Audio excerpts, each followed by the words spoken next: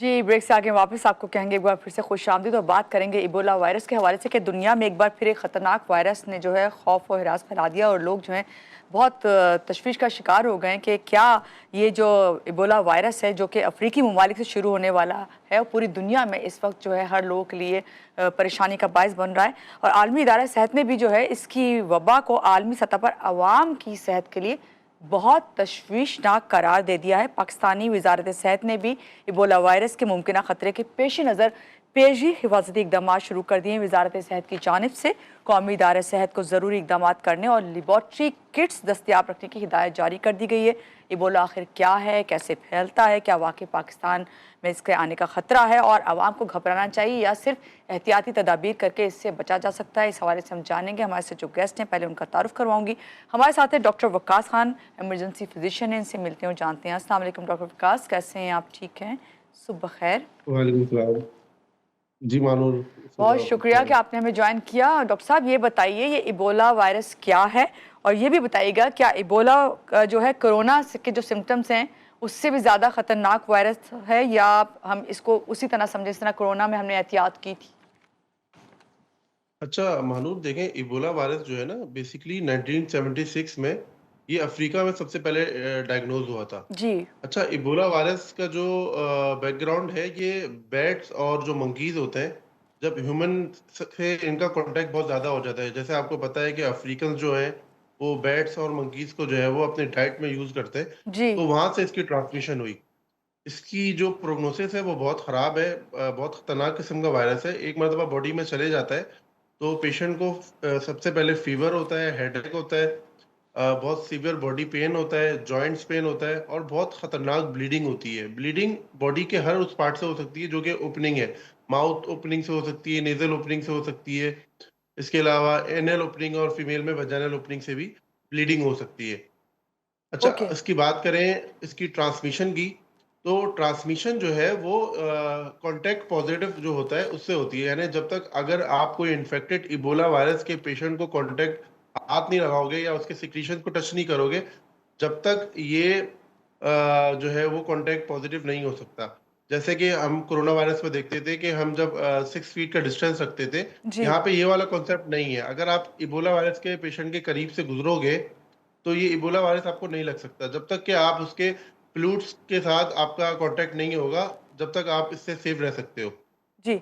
अच्छा डॉक्टर जी। साहब अभी आपने इसका बताया कि इसकी सिम्टम्स ये इस फीवर से स्टार्ट होता ही है। अगर जहाँ तक जी। मुझे अभी अभी मुझे बताइए जब इसकी अलामात कितने दिन में ज़ाहिर होती हैं? आपको कैसे पता चलेगा कि खुदा ना खास्ता ये वायरस जो है इससे आप इन्फेक्टेड हैं? अच्छा, देखें, तकरीबन 7 to 21 डेज तक जो है ना इसका इंक्यूबेशन पीरियड होता है।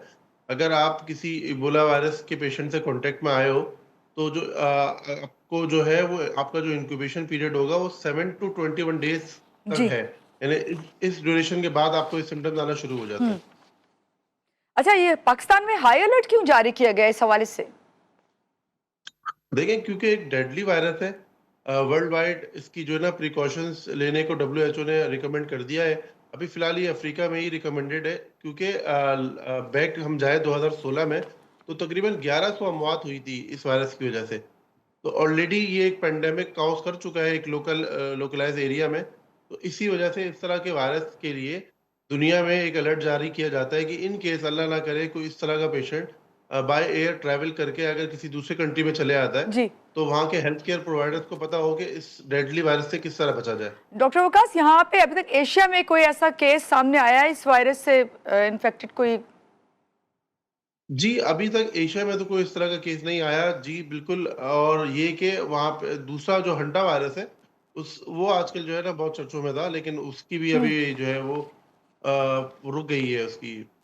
तो रोज़मर्रा ज़िंदगी जो हमारी डेली लाइफ है, इसमें हम किस तरह एहतियात करें? क्या एहतियात करने की ज़रूरत है? आप डेली बेसिस पे जो हम एहतियात कर सकते हैं वो ये है कि मास्क का यूज करें, हुँ। और जो इन्फेक्टेड पेशेंट होते हैं उनसे हम कांटेक्ट जो है वो ना करें। जैसे कि हम उनको टच ना करें, उनके जो फ्लूइड्स होते हैं या उनके जो वेस्ट होते हैं, उनके डायपर्स या जो उनके खाने के चीज़ें होती है उसमें डायरेक्ट स्किन का कांटेक्ट ना करें। तो इससे हम बहुत अच्छे जो है ना परहेज कर सकते हैं इस तरह। जी, डॉक्टर साहब अगर आपने जिस तरह बताया है कि सिम्पटम्स जो हैं 7 टू 21 डेज़ आपने बताया है ना, इसमें तक आपको पता चलता जी, है। जी, जी। इसका कोई टेस्ट है प्रॉपर्ली अगर आपको खुदा ना खास्ता आपको ज़्यादा दिन तक टेम्परेचर हो रहा है और हाई फीवर हो रहा है, तो अगर आप चेक कराना चाहें तो कौन-सा टेस्ट है जो जाके हम करा सकते हैं एहतियात के तौर पे? अच्छा देखिए, जितने भी वायरसेस होते हैं ना, इसका जो टेस्ट होता है वो पीसीआर कहलाता है। डीएनए टेस्ट होता है और पीसीआर कहलाता है। हमारे यहाँ ये मौजूद है जी। एकीयू में, और हुँ, जो दूसरी फैसिलिटीज़ हैं वहाँ पे बिल्कुल ये टेस्ट मौजूद है। हुँ। अच्छा आपने टेस्ट का तो बताया कि मौजूद है, क्या इस इलाज के लिए इसका कोई इलाज के साथ-साथ वैक्सीन भी क्या मुयस्सर है?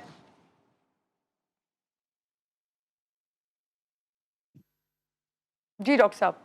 जी, जी, बिल्कुल महानूर। लोकलाइज़्ड एरिया में जैसे हम अफ्रीका की बात करें, जी। तो वहाँ पे वैक्सीन्स अवेलेबल हैं, बिल्कुल वैक्सीन्स अवेलेबल हैं और वैक्सीन का बहुत अच्छा रिज़ल्ट आ रहा है। अच्छा, डॉक्टर साहब एक चीज़ और कि हम लोग क्योंकि हमें ज़ाहिर बात है सबने ही वो दौर गुज़ारा है कोविड का पैंडेमिक, उसमें हम सबको आदत हो गई कि हम मास्क वेयर करते हैं, तो क्या मास्क और सैनिटाइज़र जो हैं, अगर उसका इस्तेमाल रखें तो इस वायरस से बचा जा सकता है? जी, बिल्कुल एक जनरल प्रिकॉशन के तौर पे आप मास्क और सैनिटाइज़ेशन का इस्तेमाल बिल्कुल कर सकते हैं। अच्छा, ओके। मैं एक और बात जो है बताता चलूँ कि ये वायरस डेडली ज़रूर है, लेकिन ऐसा नहीं है कि इसकी हुँ, ट्रीटमेंट नहीं मौजूद, जी, ट्रीटमेंट जी। इसकी मौजूद है। हुँ, अगर हम टाइमली इसको डायग्नोज़ कर लें और अच्छे हेल्थ केयर फैसिलिटी में अपना इलाज करवाएँ, तो बिल्कुल इससे इलाज पॉसिबल है। ठीक है। डॉक्टर साहब क्या पाकिस्तान का हेल्थ सिस्टम हमेशा सवालिया निशान होता है हमारे पाकिस्तान के हेल्थ सिस्टम पे, ऐसी वबा को हैंडल करने के लिए तैयार है आपकी नज़र में? देखिए, हमारे यहाँ असल में हेल्थ केयर सिस्टम इस वजह से कोलैप्स करता है क्योंकि हमारे जो लोग हैं, उनमें इतनी जो है ना वो लिटरेसी लेवल इतना नहीं है। क्योंकि आपने देखा कि कोविड में भी इन लोगों ने मज़ाक उड़ाया कि नहीं भई ये बस एक वो है, लोग मास्क नहीं पहनते थे और बिल्कुल। जानबूझ के जो है ना जो कुछ लोगों को मैंने ऐसे भी देखा जो कोरोना पॉज़िटिव लोग हैं, उनसे जानबूझ के जाके मिल रहे हैं कि देखो हमें नहीं हुआ, हमें नहीं हुआ ना। तो ये कुछ चीज़ें होती हैं कि वो जो है वो आपके माशरे को जो है ना वो कर देती हैं कि भई आप डिज़ीज़ प्रोन हो सकते हो। तो बिल्कुल। ये चीज़ें हैं कि अगर आप इन केस अल्लाह ना करे हमारे यहाँ आता है, तो हमारे लोगों को चाहिए कि वो बहुत ज़्यादा जो है ना प्रिकॉशंस लें। अच्छा, यहाँ पे एक चीज़ और भी जिस तरह अभी आपने मिसाल दी मुझे बहुत सारे ऐसे लोग याद आ गए। आपने बिल्कुल सही कहा कि इस तरह हमने बहुत फेस किया है, नॉन सीरियस नेस दिखाते हैं।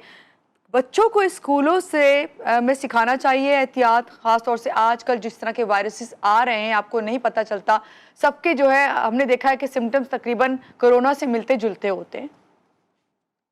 जी, बिल्कुल। एक सबसे पहले तो एक स्कूल में जर्नलाइज़्ड नॉलेज जो है ना सारे बच्चों को होनी चाहिए।